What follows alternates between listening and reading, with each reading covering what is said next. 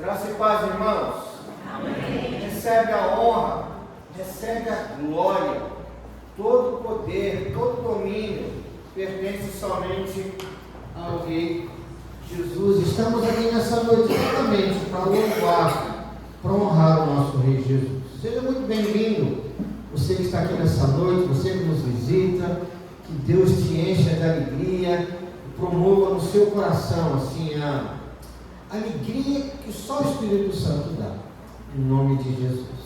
Eu te convido a abrir sua Bíblia no Evangelho segundo Marcos, capítulo 12. Evangelho de Marcos, capítulo 12, versículos 28, 29, 30 e 31. Marcos 12, 28 a 31. Você que encontrou, vamos estar em pé. Se você porventura não tem Bíblia aí, está sendo projetado aqui. E vamos ler todos juntos, Marcos 12, 28 a 31, esse trecho da parte aí do grande mandamento. Leiamos 28 a 31. Vamos lá? Chegando um dos escribas, tendo ouvido a discussão entre eles, vendo como Jesus lhes houvera respondido bem, perguntou-lhe: qual é o principal de todos os mandamentos? Respondeu Jesus: o principal é: ouve, ó Israel, o Senhor nosso Deus é o único Senhor. Amarás, pois, o Senhor teu Deus de todo o teu coração, de toda a tua alma, de todo o teu entendimento e de toda a tua força. O segundo é: amarás o teu próximo como a ti mesmo. Não há outro mandamento maior do que estes. E o primeiro mandamento que eu quero destacar nessa noite: amarás, pois, o Senhor teu Deus de todo o teu coração, de toda a tua alma, de todo o teu entendimento e de toda a tua força. O que isto significa? Quem ama Deus assim só pensa em Deus no dia de domingo? Quem pensa em Deus assim só lê a Bíblia uma vez por semana? Quem ama Deus desse jeito só ora quando a vida aperta ou ora o tempo todo? Percebe? Quem ama Deus desse jeito não tem apenas um dia por semana para servir o Senhor. Claro, o domingo a gente se reúne aqui, mas a nossa vida com Deus, ela é diária. Por quê? Porque nós o amamos de todo o coração. E quem ama de todo o coração pensa na pessoa amada o tempo todo, não é? O adolescente apaixonado pensa nela o tempo todo, ou nele o tempo todo. Quem gosta de colecionar alguma coisa, colecionar carro, você já viu quem vai ficar colecionando um carrinho assim? Não tem outro assunto. Quem ama Deus de todo o coração não tem outro assunto, não tem outro desejo que não seja servir, estar perto e fazer o que agrada o seu amado. Você ama Deus de todo o coração? Se ama, você está convidado a louvar o Senhor junto conosco. E se não ama, é fácil resolver.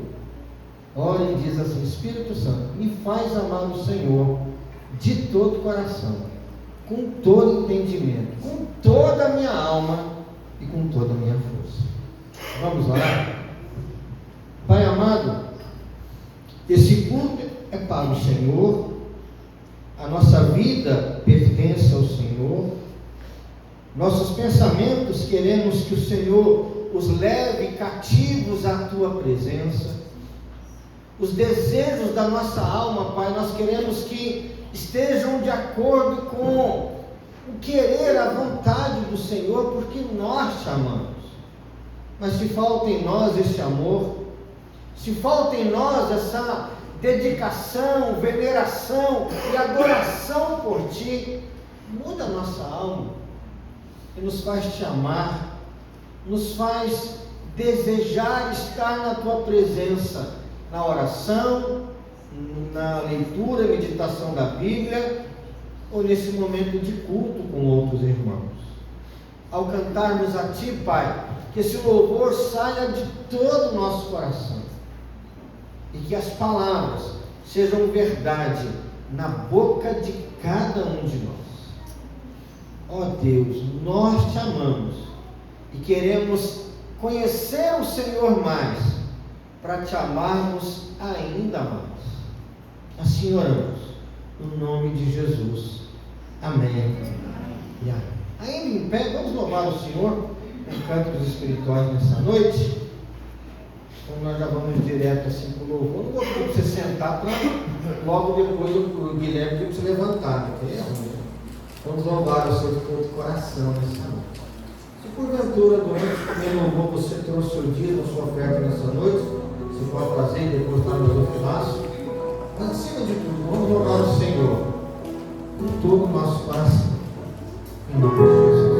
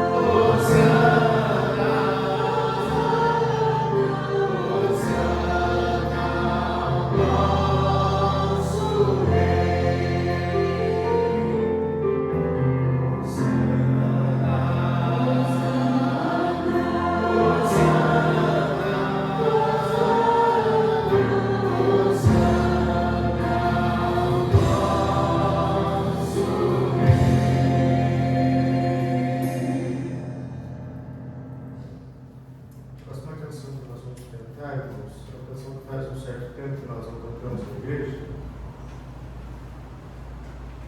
E vou pedir a ajuda dos irmãos, porque os irmãos estão vendo que para cantar hoje está bem difícil. Mas eu vou fazer um pedacinho do refrão para que todos lembrem. Por isso nós te adoramos, por isso vamos louvar, pois desta graça que sai, só tu nos podes dar, oh, só tu nos podes dar. Vamos de novo, mais uma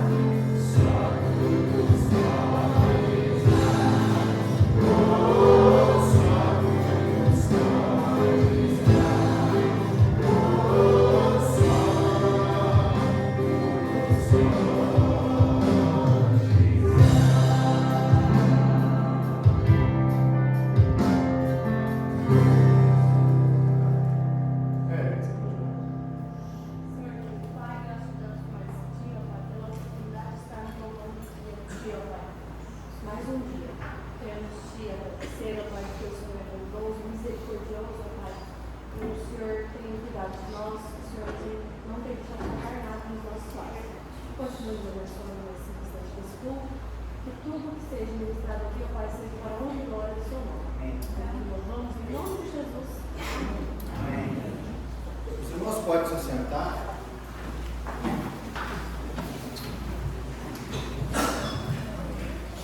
Muito bem. Quero convidar os presbíteros aqui presentes, presbítero José, presbítero Daniel.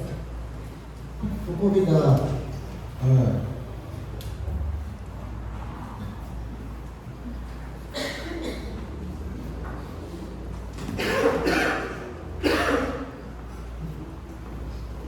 e o presbítero Caio. Muito bem. Nós temos a prática, como a grande parte das igrejas evangélicas do mundo, de participar da Santa Ceia do Senhor.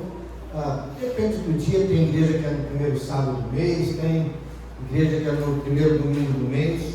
Minha igreja lá no Espírito Santo era primeiro domingo do mês à noite, terceiro domingo da escola dominical. E nós temos a prática da Santa Ceia no primeiro domingo de cada mês. E a Santa Ceia, o apóstolo Paulo vai dizer que ele recebeu do Senhor Jesus a ordem de ter a prática da Santa Ceia. Ele vai dizer que quando a igreja se reúne e come do pão e bebe do cálice, a igreja está anunciando a morte de Cristo até que ele venha. Ou seja, a Santa Ceia é uma pregação visível. A Santa Ceia é uma pregação feita por toda a igreja. Houve épocas na igreja cristã que parece que a cruz foi meio que deixada de lado. E se tiver alguma época em que a cruz for deixada de lado, e os pastores e bispos e missionários e missionárias não pregarem muito sobre a morte de Jesus, se tiver Santa Ceia, a cruz de Cristo é pregada. Se tiver Santa Ceia, a morte de Cristo é anunciada. Então, quando nós comemos um pedacinho de pão, tomamos um cálice, no nosso caso usamos suco de uva, mas poderia ser vinho normal, estamos como igreja anunciando que Jesus Cristo morreu por cada um de nós. E o Evangelho de Marcos, capítulo 14, versículos 22 a 26, vão dizer assim: e enquanto comiam, tomou Jesus um pão, e abençoando-o, partiu e lhes deu, dizendo: tomai, isto é o meu corpo. A seguir, tomou Jesus um cálice, tendo dado graças, o deu aos seus discípulos, e todos beberam dele. Então lhes disse: isto é o meu sangue, o sangue da nova aliança, derramado em favor de muitos. Em verdade vos digo que jamais beberei do fruto da videira, até aquele dia em que o hei de beber novo no reino de Deus. E tendo cantado o hino, saíram para o monte das Oliveiras. E hoje eu quero destacar no texto da Santa Ceia a parte que Jesus diz assim: em verdade vos digo que jamais beberei do fruto da videira, até aquele dia em que eu hei de beber novo no reino de Deus. Quando Jesus ressuscitou, ele ressuscitou em corpo físico, como eu e você. Ressuscitou tendo cabelo, unha, dedo, nariz e tudo mais. Ele até uma vez fez um churrasquinho de peixe e deu para os discípulos com pão, depois da ressurreição. Mas há uma promessa de Jesus nesse texto, de que desde essa noite aqui, ele jamais beberia vinho novamente, até quando? Até beber novo com o povo dele no reino do céu. Desde esse dia aqui, até hoje, Jesus nunca mais bebeu vinho, e nem beberá. Até quando? Até todo o povo dele estar reunido no novo céu e na nova terra. E então participaremos daquilo que João vai dizer no Apocalipse, das bodas do Cordeiro. e beberemos um novo vinho com Jesus no reino dos céus. Eu fico imaginando o desejo de Jesus por esse dia. Deve ser o nosso desejo também. Por isso que anunciamos a morte de Cristo até que Ele venha. E Ele virá para salvar quem nele crê. Como nós cantamos, salvos pela graça dele. Quem pode participar da Santa Ceia, que vamos distribuir daqui a pouquinho?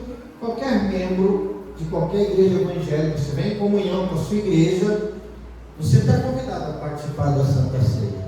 Porque a Santa Ceia, essa mesa, ela não é presbiteriana. A Santa Ceia, essa mesa, é do Senhor Jesus. Amém? Amém. Vamos orar mais uma vez. Feche os olhos. Vamos orar por esse momento de Santa Ceia. Eu pedir ao presbítero Josué que ore para que esse momento de Santa Ceia seja um momento abençoador para cada um de nós. Senhor nosso Deus e Pai, ainda na tua presença, te agradecemos pela oportunidade, pelo privilégio de estar na tua casa, para louvarmos o teu nome, Senhor, grato por tudo que o Senhor já fez na nossa vida, pela salvação de Cristo Jesus. E agora, Senhor, ajuda-nos a entendermos, de acordo com a tua palavra, qual é a tua vontade, Senhor, na nossa vida. Nesse momento de Santa Ceia, a palavra que vai ser exposta, que o teu Espírito Santo esteja falando aos nossos corações. Abençoa, Senhor, cada família aqui representada. Em nome de Cristo Jesus. Amém. Amém. Você que é membro de qualquer igreja evangélica, você está convidado a participar da Santa Ceia nesse momento, se você estiver em comunhão lá na sua igreja, obviamente. Nós cremos que esse pedaço de pão, ele não vira o corpo de Cristo, mas ele nos lembra que o corpo de Cristo foi partido por cada um de nós. Então, você é convidado a ficar em pé, pegar o pão, comer e lembrar do sacrifício de Cristo por cada um de nós. Vamos participar, comer o pão, enquanto cantamos um hino ao Senhor.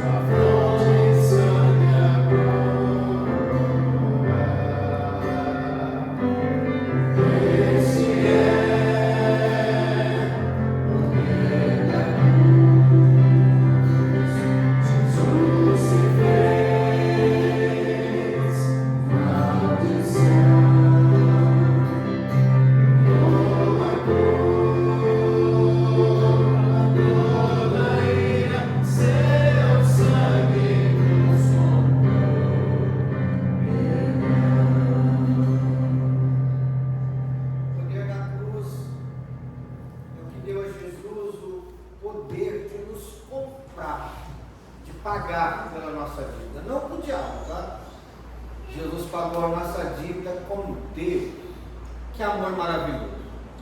Devíamos, por causa do pecado, devíamos a Deus.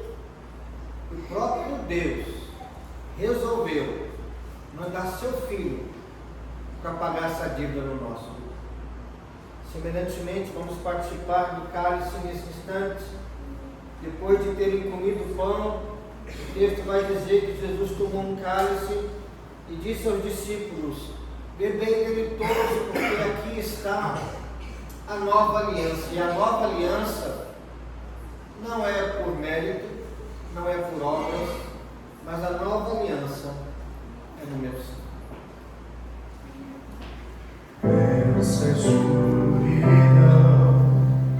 tem o chão dos pés, quente sem vida, Criador. Velas abrimos, mortos a viver, consumar essa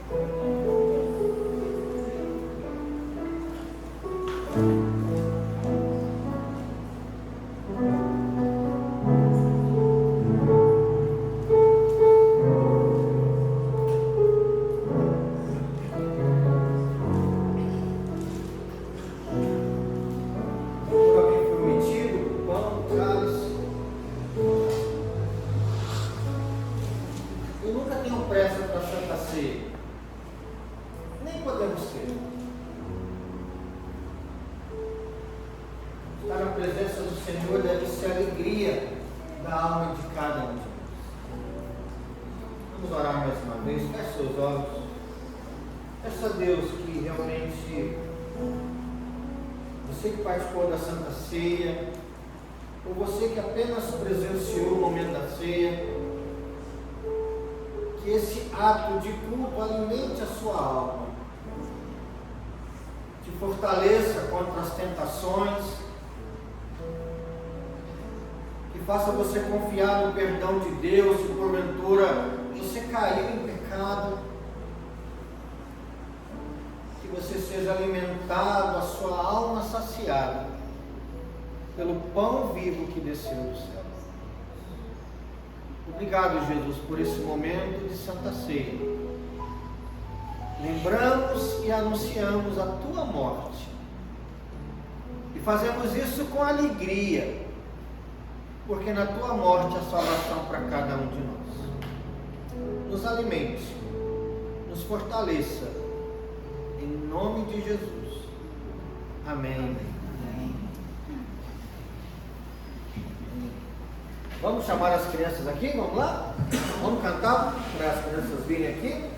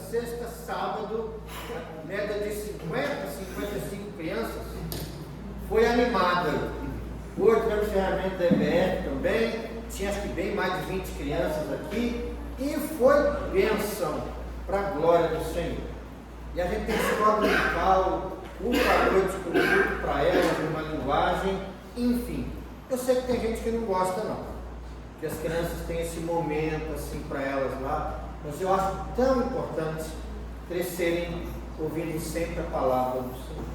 Vamos orar e pedir para o Jadson que faça essa oração.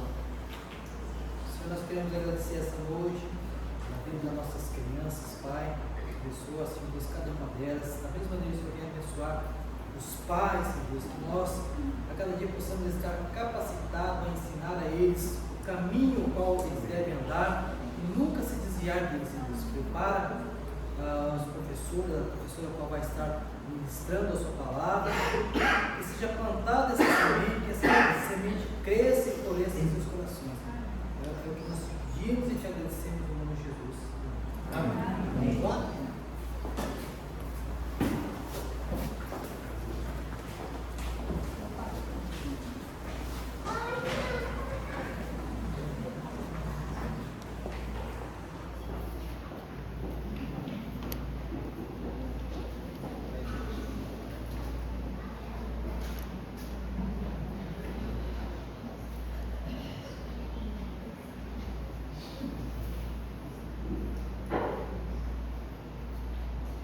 Tanta coisa que eles põem na gente que eu tenho medo da descarga elétrica. Misericórdia. Muito bem, queridos irmãos. Hoje, na igreja presbiteriana, nós comemoramos o dia do presbítero. E tem muita gente que pensa assim: por que a igreja presbiteriana se chama igreja presbiteriana? Por que esse nome? Você já parou para pensar? Alguém sabe? Por que se chama igreja presbiteriana? Porque a igreja presbiteriana, toda igreja tem seu governo. A igreja batista geralmente é congregacional, a congregação toma muitas decisões. Uma igreja episcopal, você tem o bispo que toma muitas decisões. E na igreja presbiteriana nós temos um conselho formado por presbíteros, que são eleitos pela igreja com mandatos de 5 anos, podendo se renovar, dessas coisas todas. Então aqui nós temos o nosso conselho com presbíteros. E porque a igreja ela é regida por presbíteros, que a nossa igreja se chama igreja presbiteriana. Tem muito mistério não, tá? Não tem nada, só para a gente conhecer um pouquinho mais. E hoje é dia do presbítero na nossa igreja. Sabe como é que é crente, né? É dia do pastor, dia do presbítero, dia da mulher do pastor, dia do adolescente, dia da criança, dia não sei de que, todo dia tem dia. No final a gente vai orar pelos presbíteros da nossa igreja, que tem o papel de liderar a igreja das mais diversas formas. Desde a liderança que é uma liderança espiritual, pastoral, eclesiástica, até aquela que é gerencial aí no dia a dia. E eu te convido então a abrir sua Bíblia para meditarmos nessa noite em Oséias, capítulo de número 11. Oséias, capítulo 11.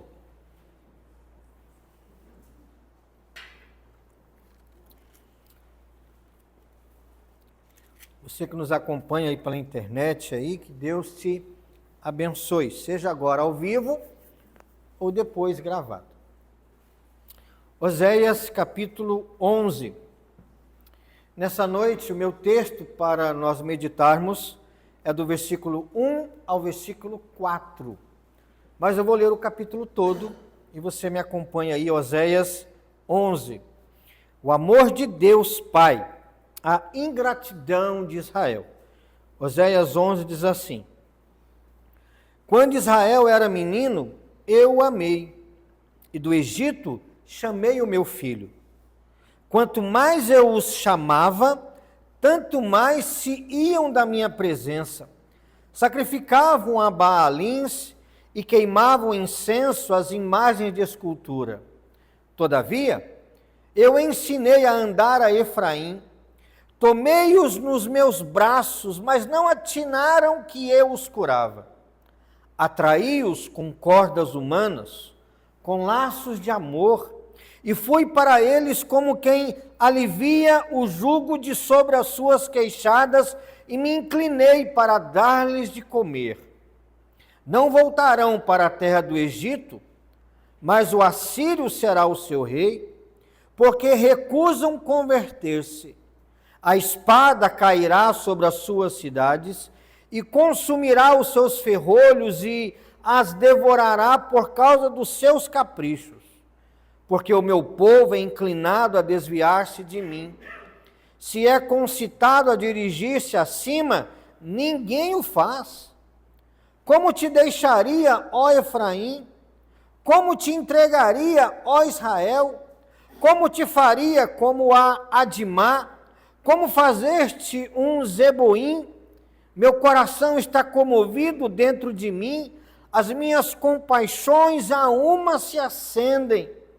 Não executarei o furor da minha ira, não tornarei para destruir a Efraim, porque eu sou Deus e não homem, o santo no meio de ti, não voltarei em ira. Andarão após o Senhor, este bramará como leão, e bramando os filhos, tremendo, virão do ocidente. Tremendo, virão como passarinhos os do Egito, e como pombas os da terra da Assíria, e os farei habitar em suas próprias casas, diz o Senhor. Efraim me cercou por meio de mentiras, e a casa de Israel com engano, mas Judá ainda domina com Deus, e é fiel com o Santo. Que Deus nos abençoe ao meditar na palavra nessa noite. Amém, irmãos? O Deus que se inclina, Oséias capítulo 11. Nós acabamos de ler aqui um dos capítulos mais comoventes da Bíblia. Há textos impressionantes, e esse é um deles. Oséias 11 é como uma janela aberta, queridos irmãos e irmãs, para o coração de Deus. Quando olhamos todo o capítulo, nós vemos um drama, algo dramático. Do versículo 1 ao versículo 4, Deus relembra o amor passado. Depois, do versículo 5 ao 7, Deus confronta a ingratidão no presente. Dos versículos 8 a 11, nós vemos que, mesmo com a ingratidão do povo, dos versículos 8 a 11, Deus se recusa a abandonar o povo no futuro. Ou seja, 1-4, Deus lembra o que ele fez no passado. De 5-7, Deus olha para o povo e diz assim: eu fiz tudo, mas hoje vocês são ingratos.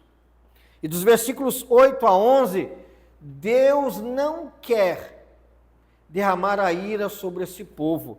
É interessante que o versículo 9, Deus vai falar assim: eu estou irado, mas eu vou me controlar. Você consegue se controlar quando você está irado? Sim ou não? Responde não. Quando você está com muita raiva, você se controla? O versículo 9 diz que Deus fala assim: eu estou furioso, mas eu sou Deus, e eu me controlo, e não vou derramar essa fúria sobre vocês. Você já imaginou se Deus fosse tão poderoso como Ele é, e não conseguisse se controlar? Coitado de nós. E a pergunta é: por que Deus recusa abandonar o seu povo no futuro? Por que Deus não nos consome? E a resposta para por que Deus não consome um povo tão desobediente, tão inclinado ao mal, a resposta do por que Deus não fere o povo está exatamente nos versículos 1 ao versículo 4. E a resposta é que Deus, Pai, amou primeiro. E esse Pai que amou primeiro se inclina para cuidar do seu povo. Oséias foi profeta no Reino do Norte, foi profeta em Israel, também chamado de Efraim, num período de decadência espiritual. O povo escolhido por Deus abandonou o Senhor. Nós vimos aí no versículo número 2, começou a sacrificar aos ídolos, começou a sacrificar aos baalins, começou a dar culto a imagens de escultura. O povo recebeu o amor de Deus, mas o povo foi infiel. O povo foi cuidado por Deus, mas o povo foi rebelde. E por isso que ao longo de todo o livro de Oséias, o profeta denuncia o pecado de Israel. E a imagem que Oséias usa é de uma mulher infiel, é de uma esposa infiel. Deus é o marido, Israel infiel. E essa imagem é muito forte aqui em Oséias, mas no capítulo 11 acontece algo que nos surpreende. Antes de anunciar juízo, antes de falar do que pode acontecer e o que vai acontecer com o povo, Deus abre o coração. Mesmo sendo santo, mesmo sendo justo, Deus fala não apenas como um juiz, Deus fala como pai.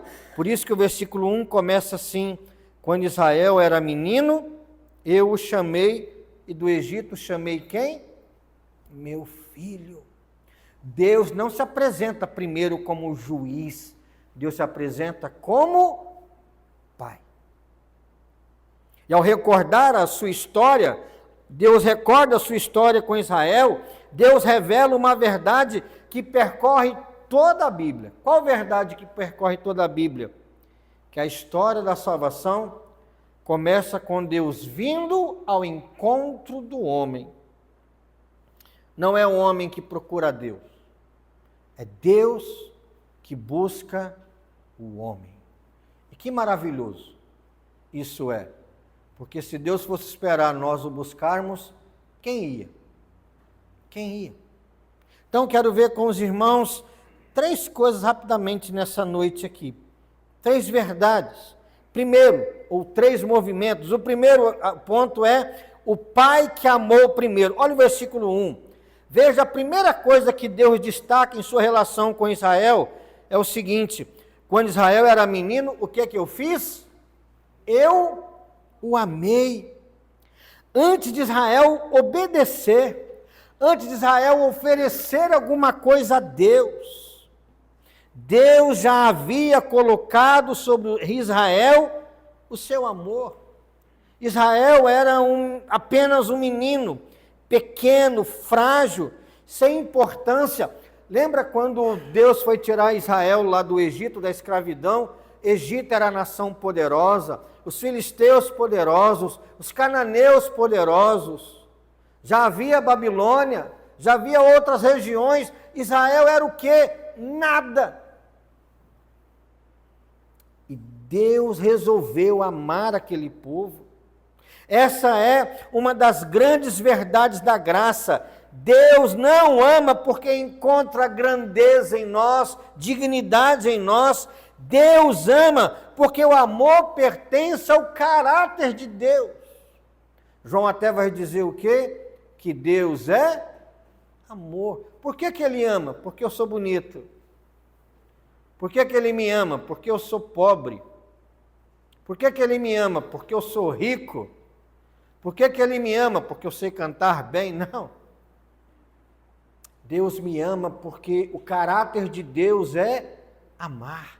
Deus é amor. Isso qualifica quem Ele é. A causa do amor de Deus não está no objeto amado. A causa do amor de Deus está no próprio Deus. Deuteronômio, capítulo 7, versículo 7, Deus fala assim: não vos teve o Senhor afeição, pois éreis o menor de todos os povos. Ou seja, a história do amor de Deus pelo povo dele não é que brota do merecimento do povo, mas brota da decisão de Deus.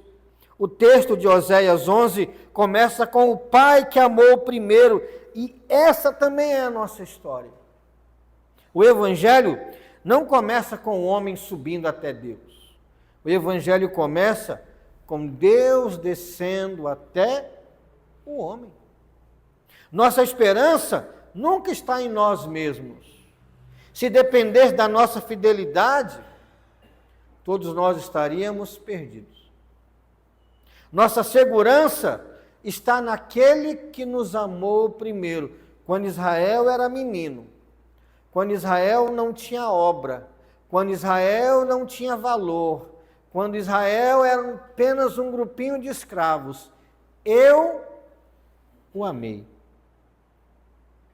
Nossa segurança está naquele que nos amou primeiro. Mas o texto mostra algo ainda mais impressionante no versículo 2. O texto vai mostrar que Deus amou e foi rejeitado por isso. O versículo 2 fala: quanto mais eu os amava, tanto mais se iam da minha presença. Que frase triste, não é?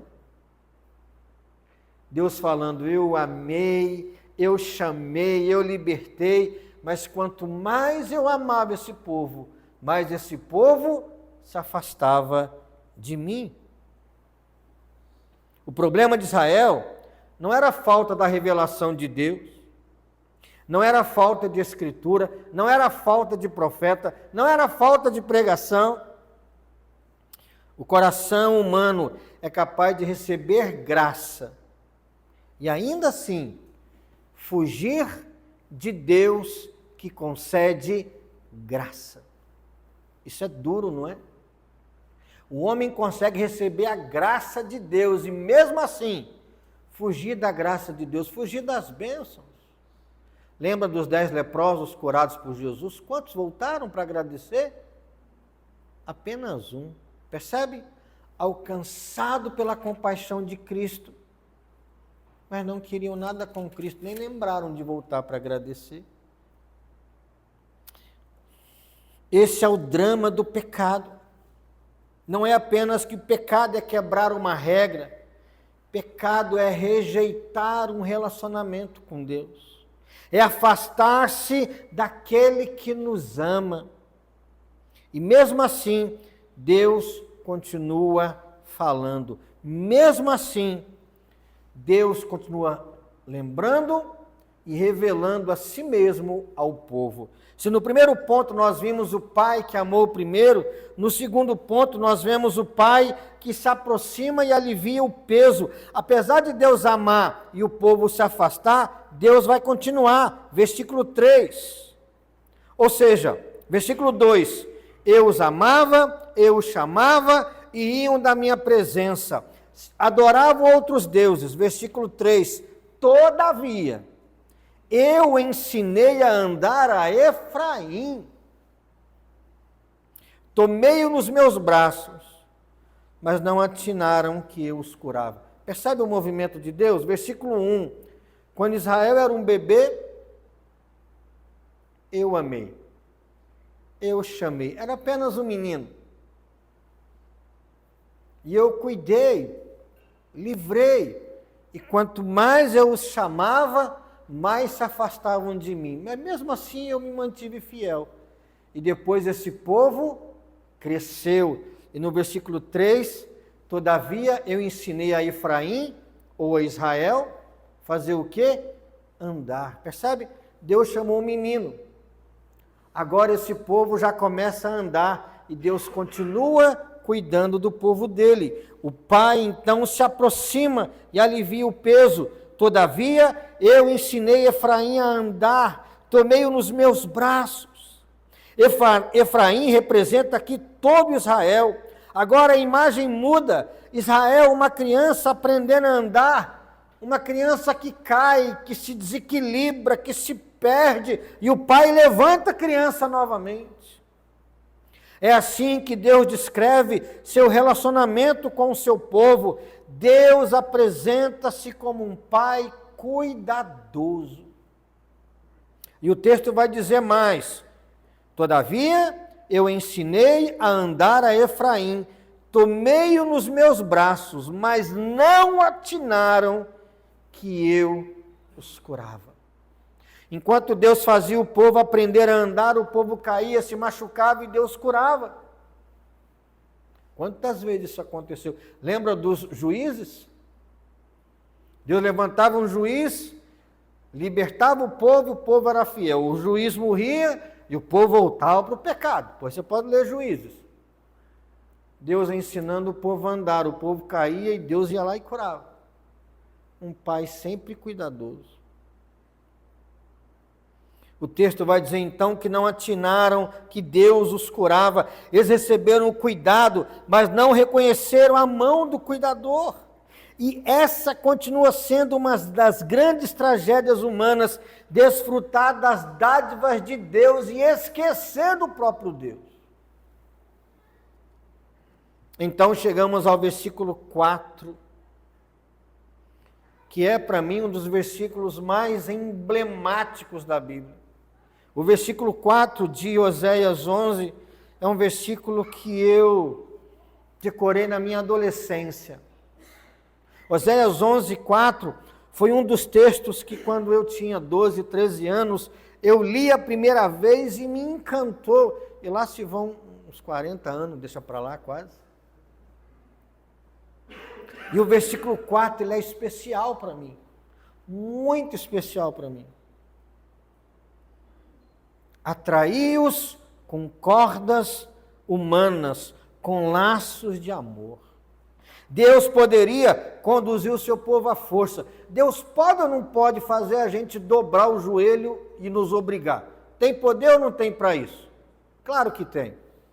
Aliás, a Bíblia até promete que no último dia todo olho verá Jesus e todo joelho se dobrará. Quem quer e quem não quer vai ter que se dobrar. Mas aqui o texto vai dizer que Deus, que poderia conduzir Israel à força, Deus atrai com cordas humanas, Deus amarra esse povo a si com laços de amor. Deus escolhe falar de cordas humanas. Ele não trata seu povo como um senhor trata um animal, mas como um pai conduz seu filho. Essas cordas são laços de amor. O que move Deus em direção ao seu povo não é obrigação. O que move Deus em direção a você e a mim é o amor dele por nós. Amém, irmãos? Não é possível a gente pensar no amor de Deus, isso não aqueceu o nosso coração. E então, o versículo 4 continua e podemos ler: fui para eles como quem alivia o jugo de sobre as suas queixadas. Queixadas é uma palavra meio antiga, ou para quem aí trabalha no campo vai saber. O jugo era a peça que era colocado no pescoço do animal para o animal carregar alguma carga. Era o jugo. E quando o dono do animal levava o animal para comer alguma coisa, beber alguma coisa, ele tinha que tirar o jugo do pescoço do animal, era o jugo antigo aqui, para que o animal pudesse beber ou comer. Com o jugo ele não conseguiria. Deus usa essa imagem de um bom dono de animal, que alivia o peso do seu animal, enquanto ele está trabalhando para que ele come e beba. Deus usa essa imagem para falar do povo dele. Deus diz assim: eu aliviei o jugo de sobre as suas queixadas, eu tirei o peso de sobre o seu pescoço. O jugo então era tirado. Deus se apresenta como aquele que alivia o peso do seu povo, para que o povo seja alimentado. Antes de alimentar o povo, Deus aliviava o povo. Que contraste com os deuses das nações, que está no versículo 2 aí. Os senhores deste mundo não se importam com o jugo no seu pescoço. Você sabia disso? Os poderosos desse planeta estão preocupados com você? Nem sabem que você existe. Mas Deus conhece cada um de nós. E se Ele chama cada uma das estrelas pelo nome, Ele chama você e a mim pelo nosso nome também. Deus vê o povo, Deus vê o peso do povo e se aproxima para socorrê-lo. Israel conhecia esse cuidado desde o Egito. Quando o Senhor ouviu o seu clamor, desceu e libertou o povo do Egito e conduziu o povo com mão poderosa. Oséias 11, de 1 a 4, fala de um pai amoroso, que nos amou primeiro, que amou o seu povo primeiro. Oséias 11, de 1 a 4, fala de um pai que se aproxima, ensina o seu povo a andar, cuida do seu povo, e quando o povo tem jugo, ele alivia o jugo, para que o povo possa ser sustentado. E então, em terceiro e último lugar, aqui no versículo 4, nós vamos ver que o pai se inclina, porque o meu texto nessa noite é exatamente falar sobre o Deus que se inclina. Versículo 4 termina assim, aliás, versículo 4 todo. Atraí-os com cordas humanas, com laços de amor. Fui para eles como quem alivia o jugo de sobre as suas queixadas, e me inclinei para dar-lhes de comer. Você entende o peso dessa palavra? Deus se inclinou para sustentar o povo dele? Quantos homens querem ficar de nariz empinado? Quantos homens querem andar orgulhosos? E por um amor que não cabe no próprio coração de nenhum de nós, por causa desse amor, Deus se inclina para nos dar de comer. Agora chegamos ao ponto mais alto do texto, onde diz: e me inclinei para dar-lhes de comer. Deus sustenta os céus. Diante dele adoram os anjos. Diante dele está a glória da terra, a glória do universo. E esse Deus tão grandioso é um Deus que se inclina. Ele não permanece distante. Deus vem. Ele não permanece distante. Deus chega perto. Ele não permanece distante. Deus alimenta. Essa imagem encontra sua realização plena em quem? Em Jesus Cristo. Aquilo que Oséias contempla como uma figura, Deus se inclina para nos dar de comer, é uma imagem distante. O Evangelho revela com clareza e beleza. O Verbo de Deus se fez carne, Deus se inclinou para nos dar de comer. Não é isso que anunciamos na Santa Ceia? O alimento de Cristo para cada um de nós. Aquilo que Oséias contempla em figura, em sombra, em tipo, o Evangelho revela em sua beleza. O Verbo se encarnou, o Filho eterno entrou na nossa história, falou a nossa linguagem, tomou sobre si o peso que você e eu jamais poderíamos carregar. Deus coloca em cima de Cristo o jugo que era nosso. Jesus carregou nossa culpa, Jesus carregou nossa condenação. Na cruz, vemos a maior inclinação de Deus. Vemos ou não vemos, irmãos? Ali, o Filho de Deus desceu até o ponto mais profundo da nossa miséria para nos levantar. Esse menino que não consegue aprender a andar, que não consegue ser santo, anda e cai, Deus vem e cura.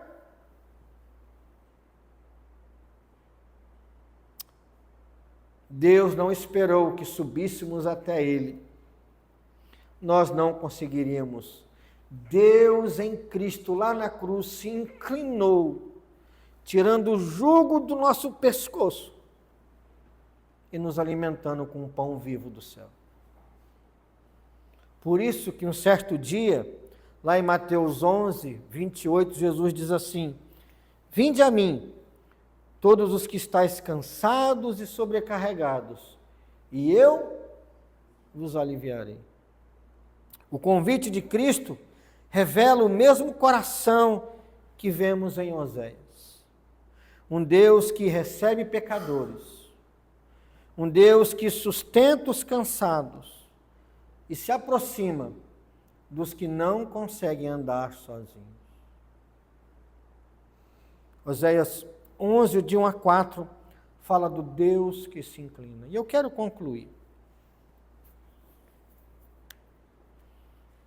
Oséias apresenta um Deus muito diferente daquele que muitas vezes imaginamos, não é verdade? Pensamos que precisamos subir até Deus, mas o Evangelho anuncia que Deus veio até nós. Pensamos que devemos carregar nossos próprios pesos, mas Deus se aproxima para nos aliviar desses pesos. Pensamos que precisamos nos tornar dignos. O Evangelho responde que a graça vem antes da nossa resposta. Porque Jesus Cristo morreu na cruz quando, irmãos? Quando nós éramos ainda pecadores. O Pai amou, o Pai chamou, o Pai sustentou, o Pai se inclinou, e esse movimento encontra o seu ápice no Senhor Jesus Cristo. Do Pai chamando, do Pai amando, do Pai vindo, do Pai se inclinando, do Pai nos sustentando. Da primeira à última página da Bíblia, Deus é aquele que vem ao encontro do seu povo. Em Jesus Cristo, esse movimento alcançou plenitude. Atraiu-os com cordas humanas, com laços de amor. Jesus se tornou homem, e quando nós o vemos, nós somos amarrados a Deus. Quando nós cremos nele, nós somos amarrados a Deus com laços não feitos de chicote, não feitos de espinhos, mas com laços feitos de amor. A nossa esperança está na certeza de que em Jesus Cristo, Deus já veio até nós. Em Jesus Cristo, Deus que sustenta os céus, se inclinou para nos dar de comer. E aquele que um dia se inclinou para nos salvar, continua sustentando todos aqueles que nele confiam. Percebe a beleza de Oséias 11, 1 a 4? Antes de falar de juízo, Deus ainda dá mais uma palavra de amor. Antes de dor, Deus oferece mais uma vez uma palavra da graça. Vinde a mim, todos vós que estáis cansados e sobrecarregados, e eu vos aliviarei. O Deus da Bíblia é o Deus que se inclina. Como eu e você não vamos nos inclinar para adorar o nosso Salvador? Percebe? Tem pessoas que não querem se inclinar diante de Deus, que primeiro se inclinou em Jesus Cristo para nos salvar. Vamos orar? Queria que nessa oração você pedisse a Deus que tivesse essa visão do Senhor, de que por amor Ele te chamou, por amor Ele te ensina a viver, te faz levantar quando você cai. Por amor Ele se inclina em Cristo para te alimentar, para cuidar da sua alma e do seu coração. Por amor, Deus se inclina a cada um de nós. Pai amado, eu quero, de uma forma muito especial, agradecer ao Senhor pela oportunidade concedida a mim de meditar com meus irmãos de um dos versículos que eu mais amo na Tua Palavra. Obrigado, porque essa riqueza é muito grande para mim. Obrigado por esse texto de Oséias 11, em que apesar do Teu povo tão distante, tão displicente, cada um de nós, podemos ler aqui que o Senhor se inclina por nossa causa. Obrigado por nos alimentar em Jesus. Obrigado por nos proteger. Obrigado por nos salvar o coração de adorar falsos ídolos e falsos deuses. Obrigado por nos chamar a atenção, por nos levantar cada vez que caímos, Pai. Muito obrigado. Não queremos ser ingratos. Queremos ser gratos a Ti por cada uma das Suas bênçãos. Obrigado, Pai, pelo sacrifício de Cristo, que morreu na cruz quando nós ainda nem tínhamos nascido, mas para nos salvar quando éramos ainda pecadores. Nos abençoe, Pai. Ilumine a nossa mente para que saiamos daqui a pouco, e que durante toda essa semana, a palavra do Senhor que diz que o Senhor se inclina por amor, que não saia da nossa mente, mas que produza frutos na nossa alma. Pedimos isso a Ti, Pai.